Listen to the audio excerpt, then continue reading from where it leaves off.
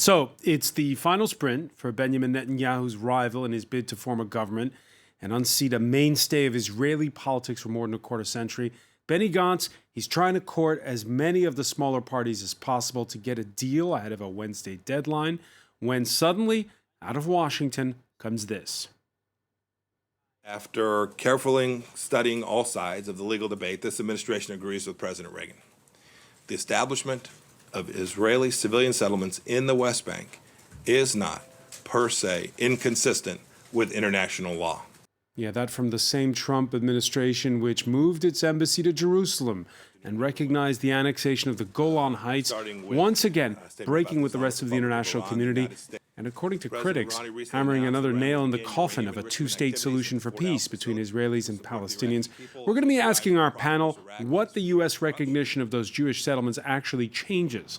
A recognition of facts on the ground, or a nod to hardliners to buy and or seize more Palestinian land? The answer to that question, to answer it rather, we're going to need to ask why the settlers have moved there in the first place. And then, of course, well, there's the calculus in Washington. Why Donald Trump, even in the middle of an impeachment battle, still has the time to fight for Bibi? Will Monday's announcement actually tip the scales in favor of Netanyahu against Benny Gantz, who as former Army Chief of Staff can hardly be branded a dove? What happens now and what happens in the long run? Today in the France 24 debate, we're asking, is this a gift from Donald Trump? Joining us, France 24 Jerusalem correspondent Iris Mockler. Thank you for being with us.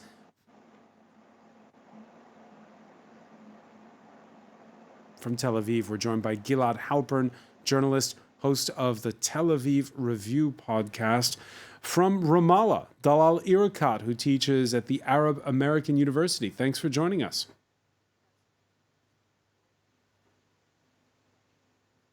Thank you. And here in the studio, he's a member of the Paris, New York, and Israel bars. Attorney Ron Sofer is with us. Thanks for being with us. Thank you, François. The France 24 debate on Facebook and Twitter, hashtag F24debate.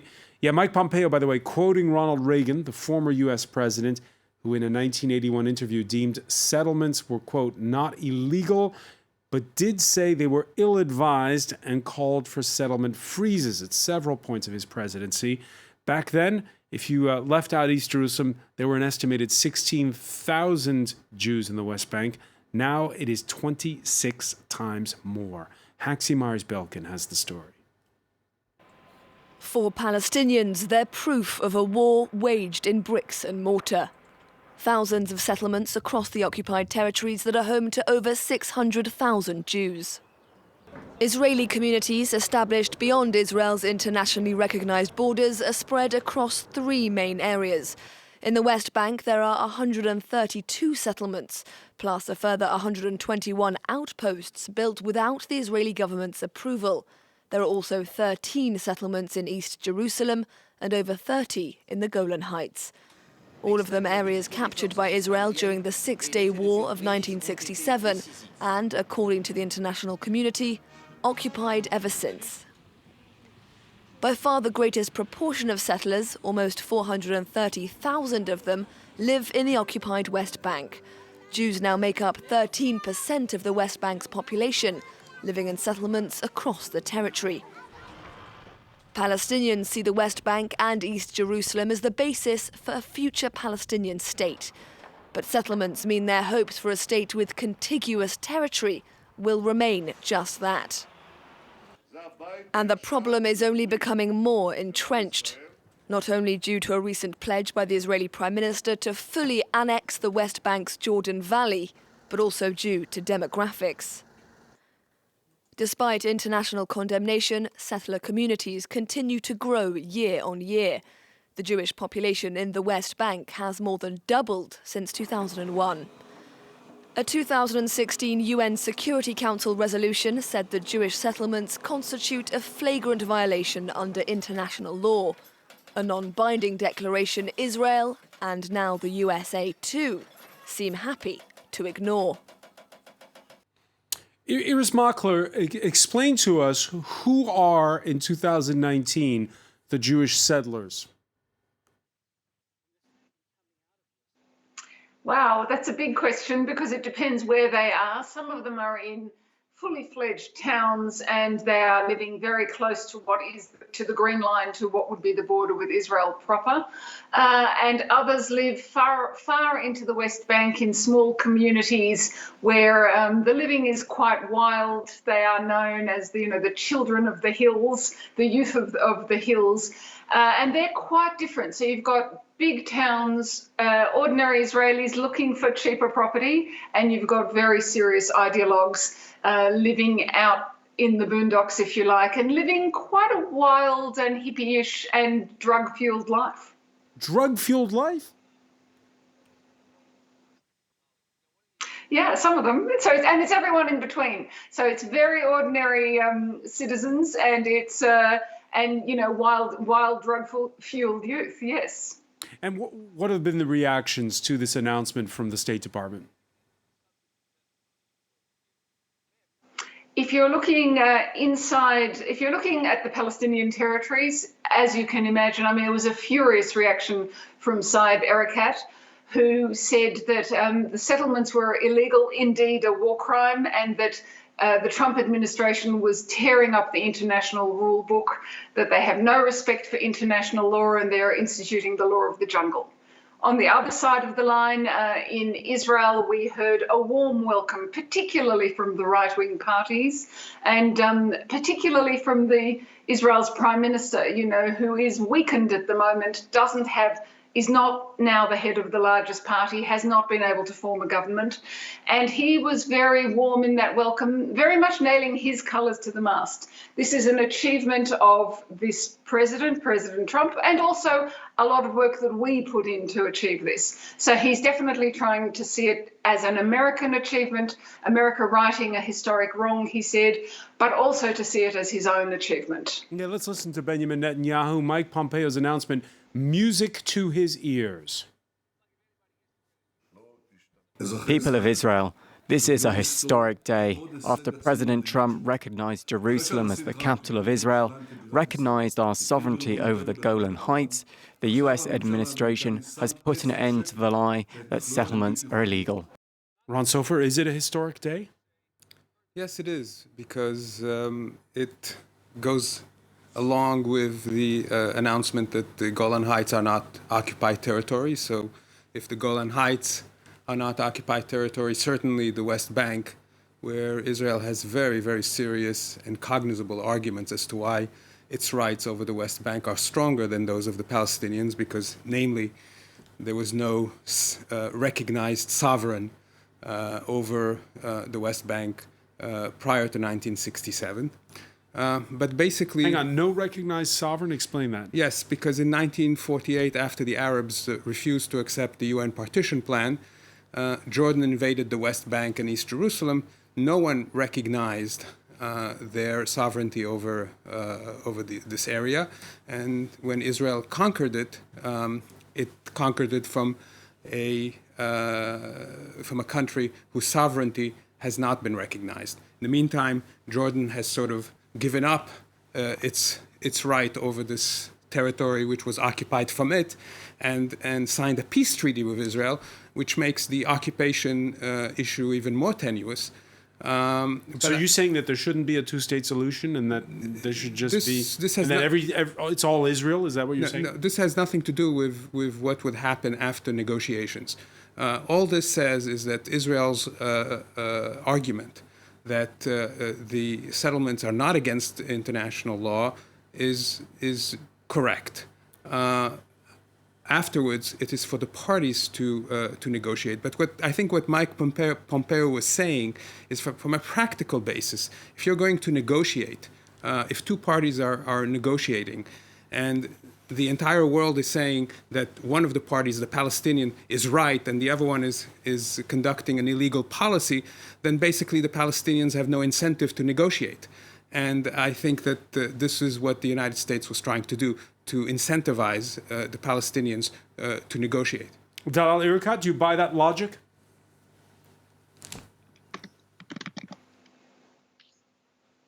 Thank you very much, Francois. Well, I would like to start by saying that we were hoping that the White House would be an office of morality and a leader in protecting international law and world ethics.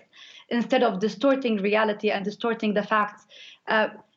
You are telling a Palestinian who was born in Palestine, fortunately, my grandmother is still alive and she can tell you history. She can tell you that we've been here forever in Palestine and we have agreed to go into the peace talks for the sake of seeing the Israelis as human beings. One practical reality that I would expect you as a lawyer, and I would expect Pompeo and Trump to see and practice on the ground, is to see Palestinians as human beings, as civilians who have the right to live, who had accepted to live side by side in peace and security with the Israelis. That's why we went to the peace process.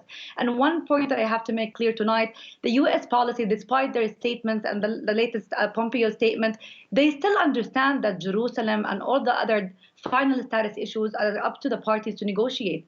So if you're talking with that logic, then you're taking us to ground zero. What does that mean, going to ground zero?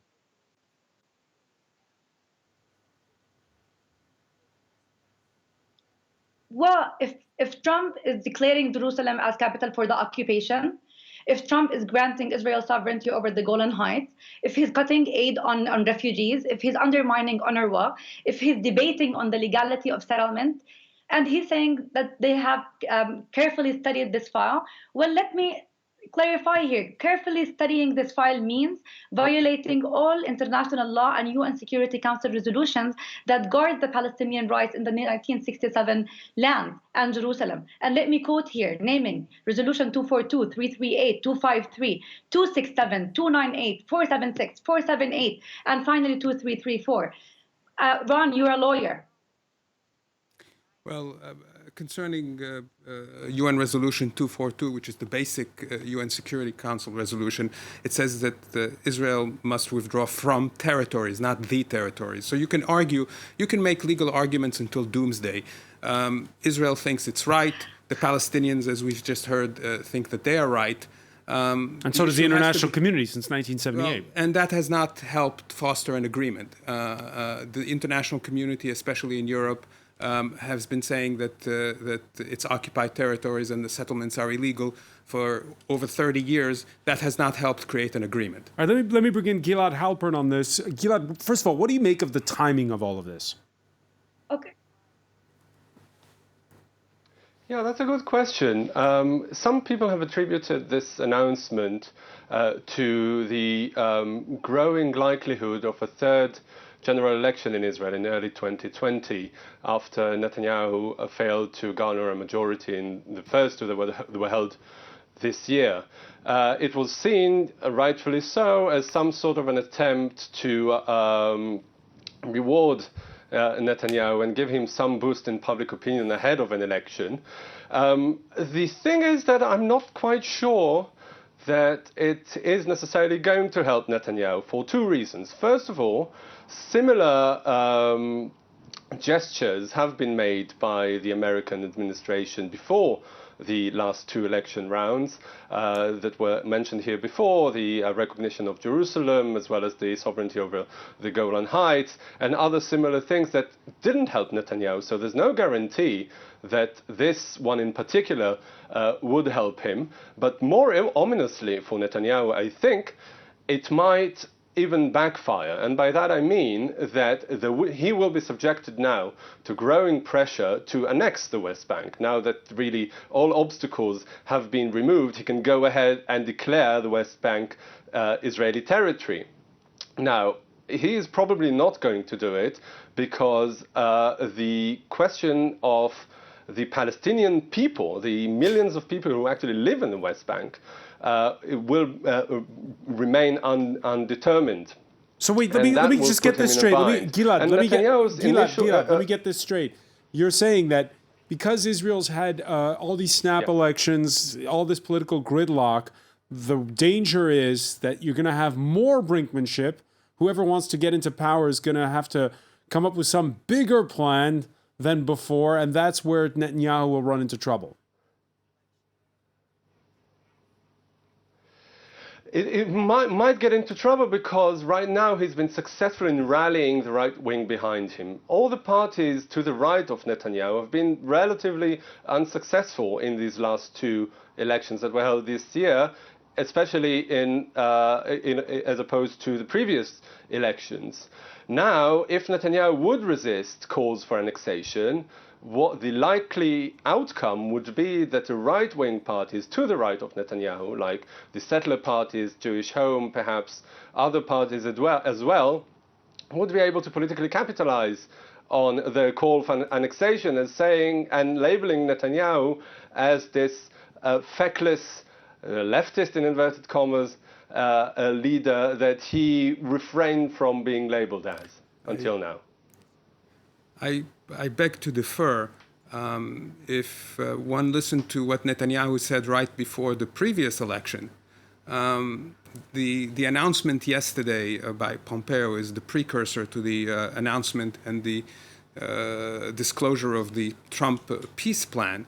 And basically what Netanyahu said before the previous elections is that there is a once-in-a-lifetime opportunity to take whatever the United States says in its peace plan should belong to Israel under any. Yeah, how can you be the power broker and recognize the annexation of the Golan Heights and recognize the Jewish settlements in the West Bank and move the capital to Jerusalem before you've concluded a deal? But the peace plan will be disclosed soon, probably in a few weeks. And Netanyahu said that that Israel will have the opportunity to annex whatever this plan says should belong to Israel under the plan, and the eastern borders of Israel will be finally set. That's what he said. We'll put that to the rest of the panel after this very quick break. Stay with us. You're watching the France 24 debate.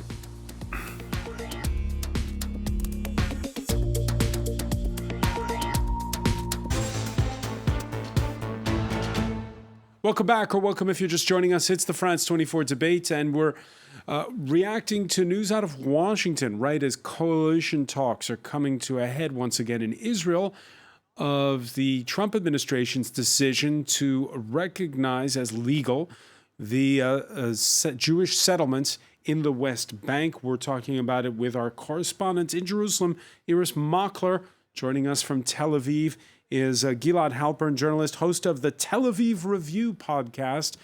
From Ramallah, Dalal Irakat, who teaches at the Arab American University. And we're here in the studio with Franco-Israeli attorney Ron Sofer. Welcome back to all of you. Just before the break, Ron Sofer saying, Iris Makler, that we will be seeing that peace proposal soon from Donald Trump's nephew, the so-called deal of the century. And that brings us to one important question, which is, with everything that's going on in Washington, who's whispering into Donald Trump's ear when it comes to Israel?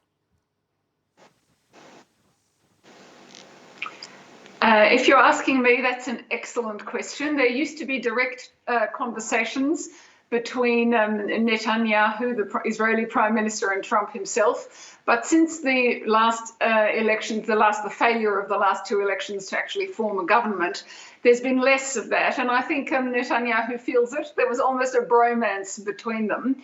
So perhaps it's Kushner speaking directly to his father-in-law. Perhaps it's David Friedman, now the American ambassador to Israel, formerly Trump's lawyer. And he's also known to be a man very supportive of the settlements. I do want to say one more thing about the settlements and Pompeo's announcement that has been very interesting. We have heard from the Settlement Council. They were thrilled, as you can imagine. They welcomed it, as you can imagine. They called on their leaders, so they called on Israel to hurry up and annex, certainly the Jordan Valley, following that the West Bank. They said they had to do it now, quickly, while there was this pliant administration in Washington. And they are so frustrated that there is no government here. If there was only a right-wing government, one of the heads of the Settler Council said today, if there was only a right-wing government, then we'd have this in the bag. And he really called on the right wing to pull together, to form a government, to pursue the settler agenda. And we're not seeing that happening yet. Not seeing that happening yet. And that brings us to the question of these coalition talks that are taking place. First off, Benny Gantz, who is the one who right now has the mantle to try and form a government, he's got till Wednesday evening. More moderate than Netanyahu, hardly a dove, though. Here's the former Army Chief of Staff speaking earlier this month at a commemoration for assassinated former Prime Minister Yitzhak Rabin. In the government that I will form, we will restore deterrence by any means available to us. Hamas leaders will be held personally responsible. Hamas headquarters will be destroyed, and the time of showing restraint will come to an end if there is not complete quiet in the south. We will restore deterrence, and we will know how to fight. But we will also know how to utilize that deterrence and restore hope, just as Yitzhak Rabin once did. Is there a difference whether it's Benjamin Netanyahu or Benny Gantz who forms the next Israeli government?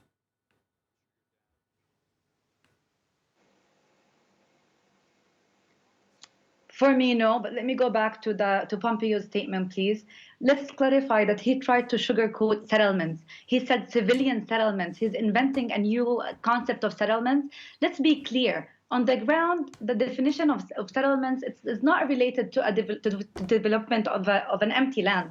Israeli settlements, by definition, are a colonial racist project aiming at confiscating Palestinian lands by hosting Israelis. And you have asked your correspondent in Jerusalem who had mentioned that normal, regular Israelis live there. Excuse me, the most religious, armed Israelis population who are living there. They are living on the 22% shattered, not continuous Palestinian land, which was promised for the Palestinians for their own state.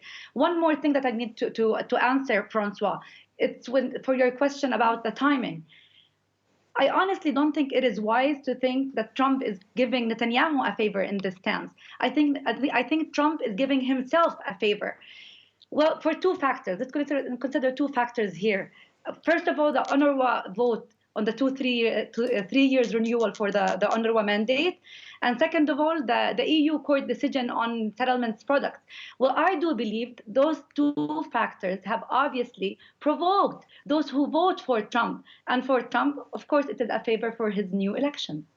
The EU, which is now going to start demanding proper labeling when it comes to products that come out of the West Bank. Dalal Irkat, you're saying just again that for you there's no difference between Benny Gantz and yes. Benjamin Netanyahu?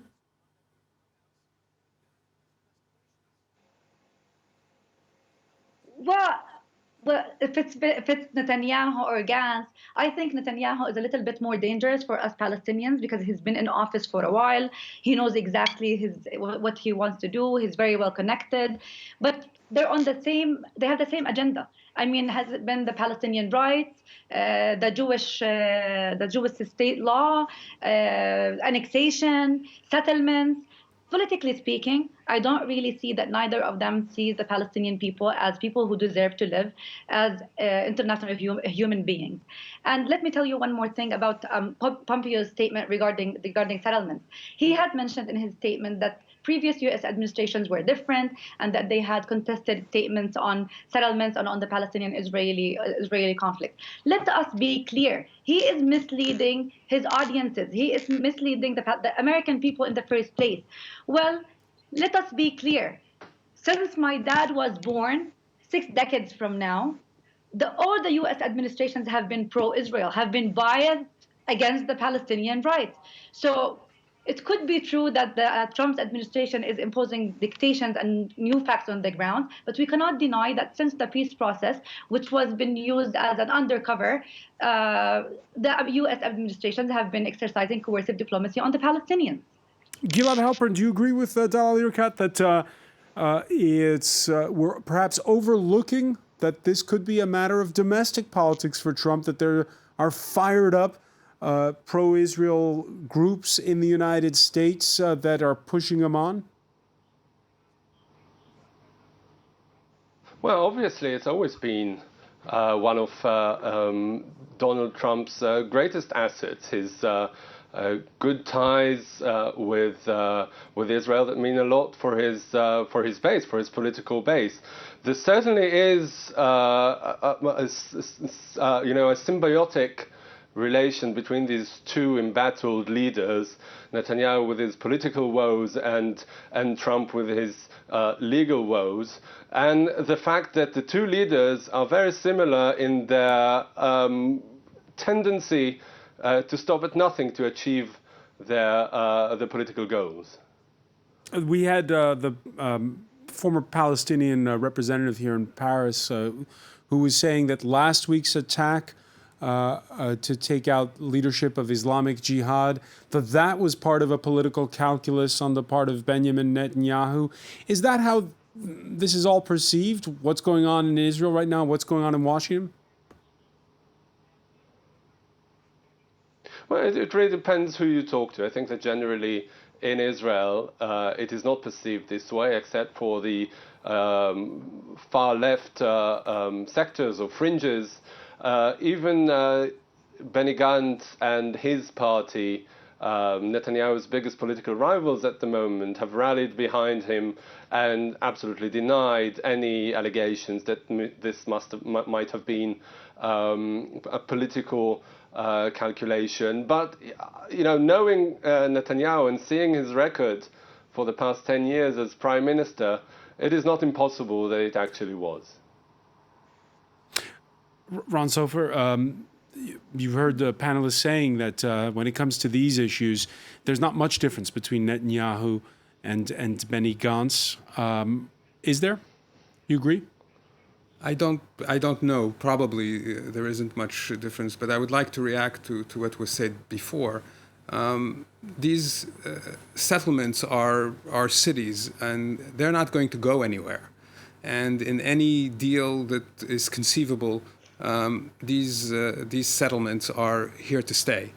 And to say consistently that Israel is always wrong and that international law is on the side of the Palestinians is not conducive to allowing the parties to negotiate. Because if one party is said to be right in its analysis, it has no incentive to negotiate. The idea that Israelis are colonists in that area of the world is one could say is an abhorrent anti-Semitic idea. But an anti-Semitic idea? Yes, because Israelis have a right, Jews have a right to live anywhere they want, and it's a even if it breaks up the Palestinian land, it makes it impossible for there to be an independent Palestinian state. These settlements exist. You're saying, I'm talking. You're saying they're here to stay. So that they're here to stay. And, so that's and that most. So isn't that the definition of colonization? It's only colonization if you accept the premise that it's occupied territory. Now, I'm not here to judge, to adjudicate who's right. I have my own opinions.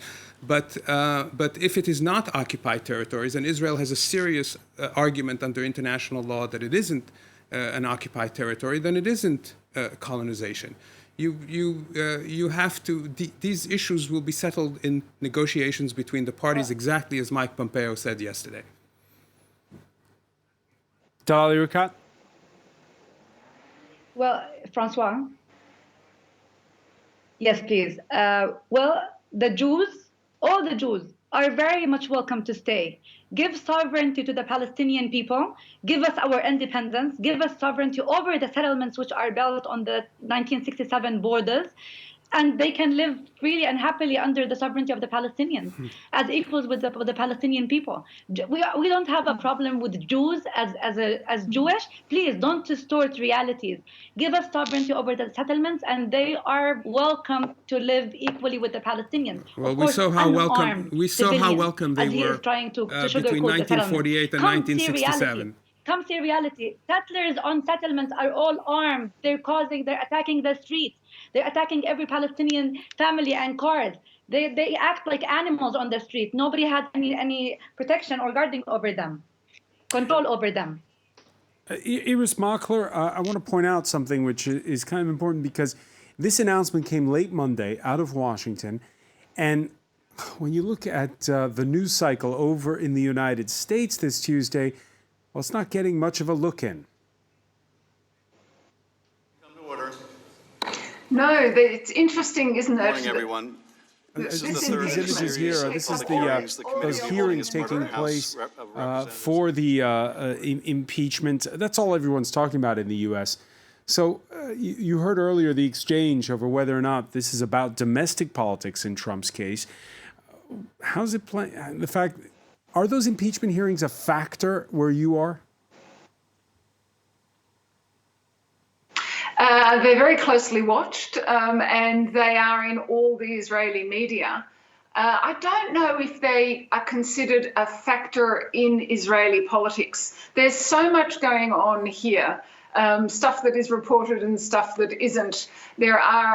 There is the constant backwards and forwards at the northern border, the feeling that Iran is beginning to circle Israel, both in the south and in the north, with Islamic Jihad in the south and Hezbollah in the north. There's all these other pressures, not to mention 9 months without a government, not to mention no negotiations with the Palestinians for years now. So all of these things together, I think, make that Israelis and Palestinians focus more on what's going on the ground or what's not going on the ground, rather than what's actually happening in Washington and why Trump should be throwing this bone to Israel at this particular time. Whether it's in his interests or in Israel's interests, they just take it, if you know what I mean. All right, and give us just the capsule, if you will, because I can understand that domestically, you've got that big deadline coming up Wednesday, up until the time at which Benny Gantz can form a government. What's going to happen afterwards if he can't? Unlikely that he will, from what I've been reading in the Israeli media, and it's 24 hours, just over 24 hours away. So then there's a 3-week period in which it's a free-for-all. Anyone can throw their hat in the ring, negotiate with who they will or won't, and try to form a government themselves. At the moment, Benny Gantz could form a minority government. That's not going to be an option for the people who are going to form the government next in this 3-week period that starts tomorrow night. They will have to have 61 seats. The only way they can do that is if both the blocs break up and people cross over one to the other. And if that doesn't happen within that 3-week period, then two things are going to... There's two deadlines. One is the legal deadline for Benjamin Netanyahu's court cases. The Attorney General may make his decision or his announcement on whether he's prosecuting Netanyahu during this period. That's one deadline. And the other deadline is that at the end of that 3-week period, if no one can form a government, there's a third election. The possibility of a third election. What are the chances of Netanyahu facing charges? I would say, from what I've read, I mean, I don't speak to the prosecutor's office, they're not releasing information. But from what I've read, I'd say the chances are pretty good, and that those charges could and are likely to include one count of bribery. That's a very serious charge in the Israeli legal system. Gilad Halpern, you heard our correspondent Iris Malko there describe how the possibility of forming a minority government looks slim at this point. Do you agree with that, or could that be one of the scenarios? It seems very unlikely, but nothing is impossible in Israeli politics. The person who really holds the key to Israel's political future is a former defense minister, foreign minister, and a former close Netanyahu aide called Avigdor Lieberman. They fell out a while ago, and Lieberman now refuses to enter a coalition with Netanyahu. That was actually the reason that the second election in 2019 was declared, because that was actually the reason Netanyahu was unable to form a government, to garner a majority in parliament, because Lieberman wouldn't cooperate with him.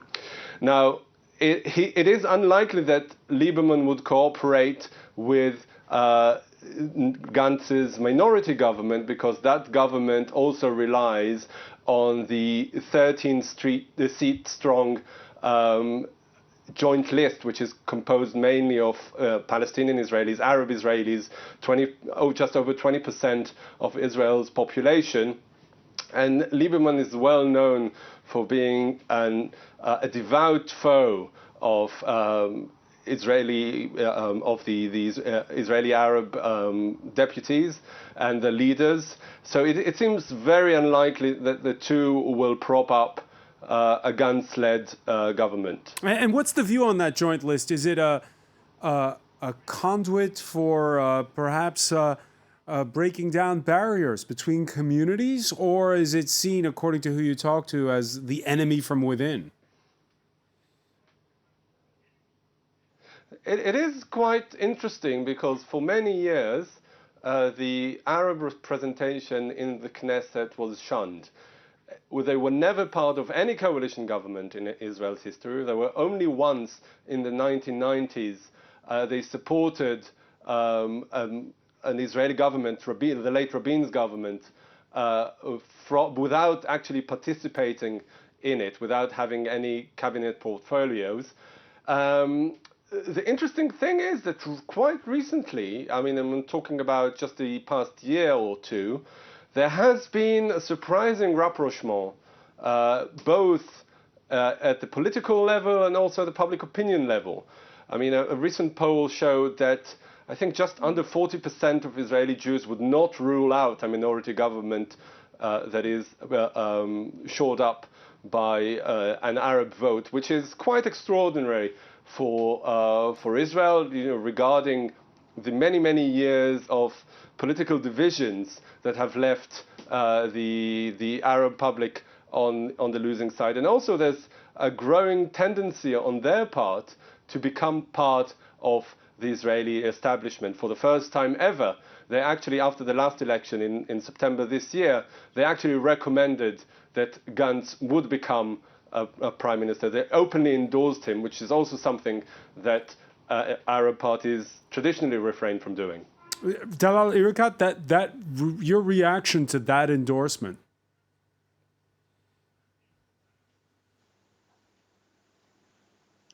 Well, first of all, regarding the joint list, let us remember that the Jewish nation-state law bill was just passed last year, neglecting the existence of any Palestinian or any different minority in Israel. The bill was very direct and clear that they were calling for Israel to be the state of the Jews only. That is nothing but racism and undemocratic. Anyway, politics in the region are very unpredictable. One thing that I wish for is that for wise men to appear on the scene in the US, in Israel, in Palestine, we need new leaderships who would believe in peace. Well, we cannot ignore the 32 people who were killed in Gaza in 48 hours last week.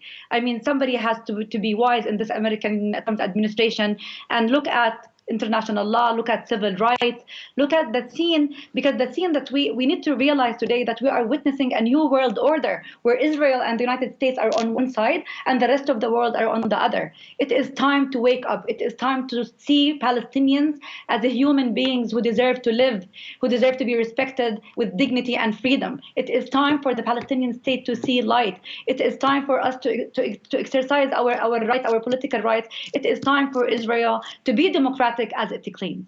All right, we're out of time, unfortunately, but I want to thank you, Dalal Irikat, for joining us from Ramallah. I want to thank our correspondent, Iris Mockler in Jerusalem, Gilad Halpern in Tel Aviv, Ron Sofer. Stay with us. Media Watch is next.